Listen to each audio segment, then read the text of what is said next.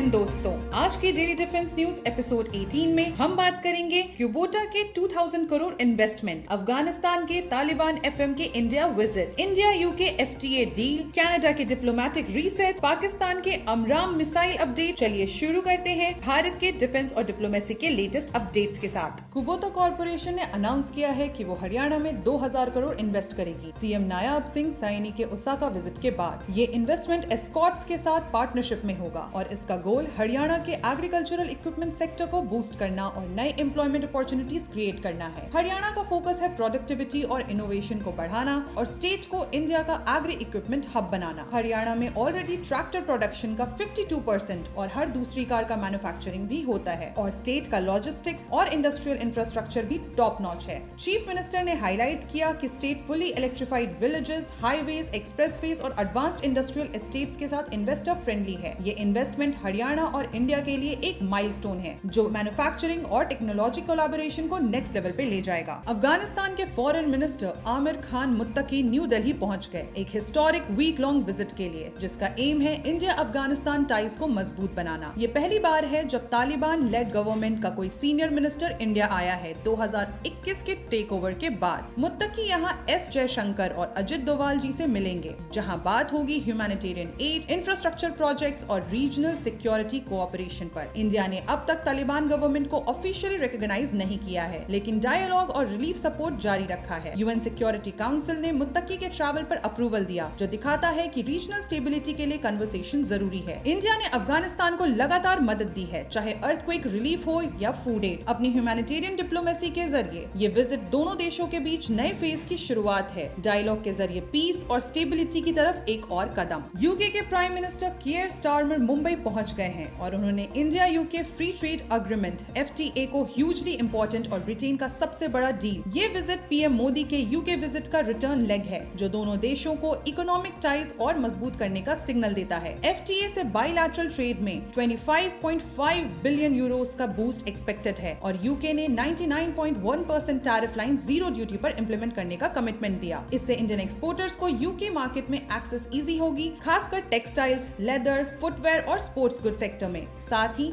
UK के लिए भी विस्की, ऑटोमोबाइल्स और लग्जरी गुड्स के एक्सपोर्ट्स के लिए ट्रेड बैरियर्स कम होंगे। डील के थ्रू एसएमईज, एफटीए यूके के post EU global trade strategy का एक मेजर स्टेप है और इंडिया के साथ रिन्यूड पार्टनरशिप को दिखाता है। ये एग्रीमेंट और विजिट दोनों के लिए एक हिस्टोरिक और स्ट्रेटेजिक माइलस्टोन है, जो लॉन्ग टर्म इकोनॉमिक सिनर्जी और म्यूचुअल ग्रोथ को स्ट्रेंथन करेगा। Canadian foreign minister Anita Anand next week India का ऑफिशियल विजिट करेंगी, अपना पहला trip since taking office earlier this year. ये visit India Canada bilateral ties को रीसेट और स्ट्रेंथन करने के एफर्ट्स का हिस्सा है। ये ट्रिप फॉलो करता है पीएम मोदी और कनेडियन पीएम मार्क कार्नी के G7 2025 मीटिंग को, जो रिलेशंस में थॉ का सिग्नल था। 2023 में टेंशंस तब बढ़े थे जब कनाडा ने हरदीप सिंह निज्जर केस में इंडिया को इन्वॉल्व होने का अक्यूज किया था, जिससे इंडिया ने स्ट्रांगली रिजेक्ट किया था। अगस्त 2025 में दोनों नेशंस ने हाई कमिश्नर्स रीइंस्टेट किए। इंडिया ने दिनेश पटनायक और कनाडा ने क्रिस्टोफर कूटर अपॉइंट किया। सितंबर 2025 में कनाडा's डेप्यूटी एफएम और नेशनल सिक्योरिटी एडवाइजर के दिल्ली विजिट्स ने भी सिक्योरिटी कोऑपरेशन और ट्रस्ट बिल्डिंग को बूस्ट दिया। आनंद का विजिट अब डिस्कशंस को आगे बढ़ाने, इकोनॉमिक और सिक्योरिटी कोऑपरेशंस एनहांस करने और ग्लोबल गवर्नेंस में जॉइंट एफर्ट्स के लिए एक डिप्लोमेटिक माइलस्टोन बनेगा। पाकिस्तान को यूएस से AIM 120 आमराम मिसाइल्स मिलने जा रहे हैं। ये वही मिसाइल्स हैं जो 2019 बालाकोट के बाद PAF ने यूज किए थे। ये डील रेथियोन के साथ 41.6 मिलियन USD का कॉन्ट्रैक्ट है, जिसमें C8 वेरिएंट मिसाइल्स बनेंगे, ज्यादा रेंज और प्रिसिजन के साथ। इंडिया के लिए ये एक स्ट्रेटेजिक अलर्ट मोमेंट है, क्योंकि ये मिसाइल्स पाकिस्तान के F-16 जेट्स के लिए अपग्रेड प्रोवाइड करेंगे।